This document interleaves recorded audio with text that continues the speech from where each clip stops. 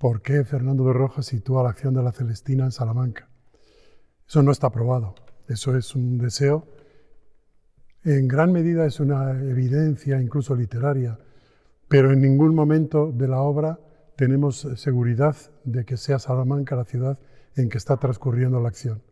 Dicho de otra manera, Rojas ha ocultado voluntariamente cualquier signo externo, objetivo, que permita identificar la ciudad en que transcurre la acción con Salamanca o con cualquier otra ciudad. A partir de ahí es evidente que todo apunta a favor de Salamanca. Él ha estudiado aquí, él conoce esto. En la obra pululan los estudiantes, no entran en acción, pero se hace mucha referencia a ellos, clientes habituales del prostíbulo de Celestina, por ejemplo. A partir de ahí, Toledo se reivindica, Sevilla quiere ser, pero no hay ninguna ciudad que tenga más argumentos que la propia Salamanca. Datos objetivos, repito, no hay. Tenemos algún testimonio de un visitante portugués de mediados del siglo XVI que dice conocer la casa donde ejerció la prostitución o la dirección de prostitución Celestina. Tenemos el huerto de Calisto y Melibea, que es una invención de 1981, es decir, el huerto, el jardín existía, pero se ha arreglado y se le quiere presentar como el huerto de Calisto y Melibea en un alarde de imaginación que me parece muy bien, porque a efectos turísticos e incluso culturales, ¿por qué no hacerlo? Lo ha hecho alguna ciudad italiana para proclamarse y venderse como lugar de acción de Romeo y Julieta, lo han hecho otras ciudades donde transcurren importantes piezas literarias. Pero en el caso de la Celestina, por ejemplo, solo se nombra una calle, la calle del Arcediano. Y ciertamente, cuando hoy vamos al huerto de Calisto y Melibea, vamos por la calle Arcediano. Pero también ese nombre se ha puesto posteriormente para, desde la posteridad, dar argumentos a favor de Salamanca. Contra Salamanca, como ciudad donde transcurre la Celestina, solo hay un argumento, y es que al final de la obra, cuando Melibea se va a suicidar, está subida a la azotea y dice que desde allí se ven los navíos. Probablemente es un momento de idealización en que Melibea está haciendo en literatura pues lo mismo que vemos en la pintura de la época. Primeros planos, unos arcos y al fondo un estanque con unos navíos, o un lago, o el mar, o un río grande con navíos. Digamos que desde el punto de vista estrictamente formal ese es el único argumento contra Salamanca, pero ninguna de las otras ciudades candidatas tienen argumentos a favor, como los tiene de forma muy natural, muy fluida, Salamanca.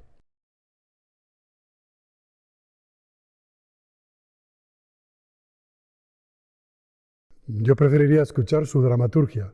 Es decir, la Celestina, ciertamente en muchos escritos de divulgación se lee que es una novela dialogada, que es una novela dramática. Actualmente yo creo que quedan poquísimos eruditos, yo conozco solo a uno, que se atrevan a decir que esto es una novela.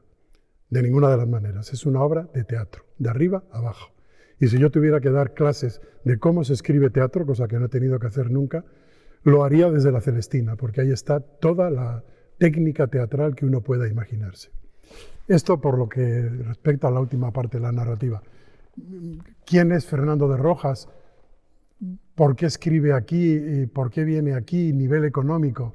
Evidentemente, quienes vienen desde fuera a Salamanca a estudiar en aquella época, lo hacen porque tienen un estado, por ejemplo, son nobles, e incluso vienen con sus escuderos, etcétera, sus ayudantes o como pudieran llamarse, pero en cualquier caso él lo hace porque con toda seguridad, aunque tenemos muchas sombras sobre la biografía de Rojas antes de pasar a la vida pública y convertirse en alcalde de Talavera de la Reina, sí sabemos, sí tenemos todos los datos para deducir que es un chico de familia pudiente, de familia agrícola pudiente, de la Puebla de Montalbán, en la provincia de Toledo, y que evidentemente ese nivel económico le permite venir a Salamanca a cursar los largos años que tenían que cursar para salir con el título como él salió.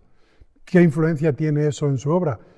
Evidentemente un hombre con esas premisas económicas es hombre que ha podido permitirse lecturas, y que el libro en aquel momento no está al alcance de cualquiera, Se ha podido permitir adquisición incluso en el testamento, aunque esto sea muy posterior, vemos cuántas y qué obras lega a sus herederos. Pero explicaciones racionales a una obra tan extraordinaria como la Celestina podemos y debemos buscarlas, sin olvidar una cosa: el genio existe. Y los normales, y me quiero incluir entre ellos, los racionales, tenemos unos parámetros, unos esquemas, unos módulos, unas medidas, pero los genios son genios porque rompen los moldes. Y evidentemente Rojas es un genio que rompe moldes, que está en una tradición literaria y cultural muy concreta y en una sociedad muy concreta, pero que él la conoce desde dentro, la retrata desde dentro y en buena medida la destruye desde dentro, muy críticamente.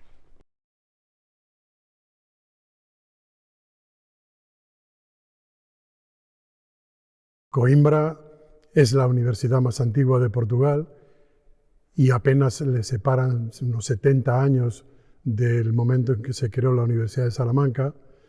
En aquellos momentos hay un flujo fuerte, espontáneo, entre ciudades como Coimbra, al fin y al cabo próxima a Salamanca, y ese flujo evidentemente le proporcionaría a Rojas conocimientos y apertura, pero yo creo que si hubiese que explicar, si hay que explicar y hay que por lo menos iluminar las fuentes, el origen, la formación de Rojas y de tantos humanistas de aquel periodo en Salamanca, no habría que mirar necesariamente hacia Coimbra, sino más bien hacia Italia.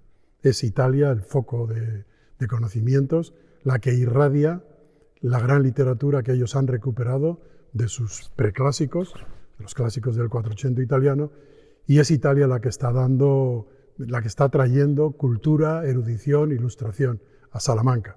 Y desde luego la Celestina no se puede explicar en la medida en que podemos explicar o tenemos que explicar una genialidad si no es desde el conocimiento de la comedia humanística italiana. Las relaciones de Salamanca con Coimbra pues, son incluso actualmente vivísimas, puesto que existe la red de universidades Coimbra. El premio Príncipe de Asturias se les otorgó a ambas al unísono avanzados los años 80. En la entrada del huerto hay unos escudos con un relieve bastante desdibujado, pero que los eruditos nos dicen que provienen de la casa señorial de Alonso de Paradinas. Y ese Alonso de Paradinas es salmantino, de Paradinas. Es obligado citarlo estando como estamos aquí, porque detrás de esa puerta está el libro de Buen Amor, la mejor copia que nos ha llegado del libro de Buen Amor, copia que se debe a Alonso de Paradinas. Y se ha perdido la casa de Alonso de Paradinas, pero sus escudos están a la entrada del huerto de Calisto y Melibea.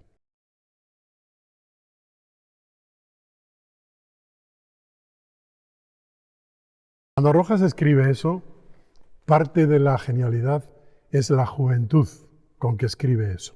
No tenemos los datos oficiales y firmes, es todo hipótesis, pero probablemente es un chico de entre 20 y tantos, antes de los 30 años, el que ha escrito una obra tan madura como esa.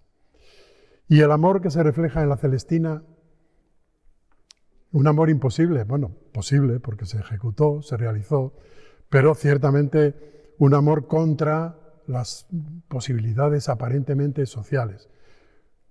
¿Cómo se explica eso? Malamente lo vamos a explicar con razones sociales, como acabo de decir, o económicas o incluso religiosas. Es decir, se ha apuntado a veces que quizá Calisto y Melibea no pueden apuntar a un matrimonio convencional porque uno de los dos podía ser de origen judaico, judeo-converso. En consecuencia, eso estaba o prohibido o mal visto en aquel tipo de relaciones. Si alguien dice eso, tiene que demostrarlo desde dentro de la obra. Y cuando alguien dice es que Melibea es hija de un judío converso, el otro crítico puede decir, no, Melibea es cristiana antigua, vieja, y es Calisto el cristiano nuevo. Es decir, no hay ninguna demostración. Son jóvenes, son guapos, son o presumen ambos de ser cristianos, presumen de ello, son ricos, no hay ninguna razón que imposibilite una relación no convencional. ¿Por qué ocurre? Pues por una razón que puede parecernos hoy extraña, pero que de verdad es absolutamente lógica. En el siglo XV, y con raíces en literatura anterior, existe una tendencia literaria, una moda que se llama el amor cortés. Y el amor cortés, nos extrañe o no nos extrañe mucho o poco, tiene unas normas, incluso hay normas escritas. No quiero ponerme pedante, pero un educador de la época escribe en latín: amore non possessuas inte vires extendere cónyuges. El matrimonio no puede, dentro del matrimonio no puede existir amor. ¿A qué jugaban? A una cosa muy sencilla. Lo que existe es matrimonios por intereses, matrimonios por pactos, bélicos, políticos, comerciales, lo que fuera. Esto que se realiza en los altos niveles de la sociedad informa la manera de pensar de gentes de abajo y se extiende literariamente esta idea de que el amor es irrealizable por cauces convencionales. Es decir, si un escritor del siglo XV quiere mostrar una pasión desenfrenada, jamás puede pensar en el matrimonio, pero además no tiene que explicarlo.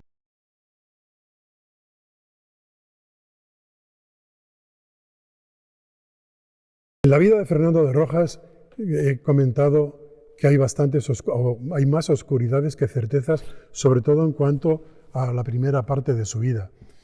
Parece claro que él tiene ascendencia judaica. El propio Fernando de Rojas no nos consta en absoluto que tuviera un pleito directo nunca con la Inquisición, por problemas de religión, de ninguna manera. Lo que sí sabemos es que Rojas es un espíritu libre, como libres son con todas las consecuencias sus personajes, y en la obra no se muerde nadie los labios para criticar al clero, fundamentalmente al clero. Se hacen algunos chistes fuertes sobre la religión, sin lugar a dudas, pero sobre todo hay crítica a la corrupción, sobre todo a las conductas inmorales en aspectos sexuales. Celestina dice que cuando ella entra a la iglesia le tiemblan las manos a los curas que están levantando la hostia en la Eucaristía porque saben de quién son clientes. Dicho eso, lo apasionante de la Celestina, al menos para mí, claro, es leer con calma el acto 21, el último, cuando Pleberio, el padre, ha perdido a su hija, a Melibea, y se enfrenta al sentido de la vida, a la sinrazón de la vida, y allí hace unas proclamas, no precisamente de ateísmo. El acto 21, leído con calma, con la mayor objetividad, es el grito de un desesperado al que la religión no le da contestación y al que Dios no le sirve de referencia, de guía, de norma, de clave para entender en qué ha consistido una vida que se le acaba de derrumbar.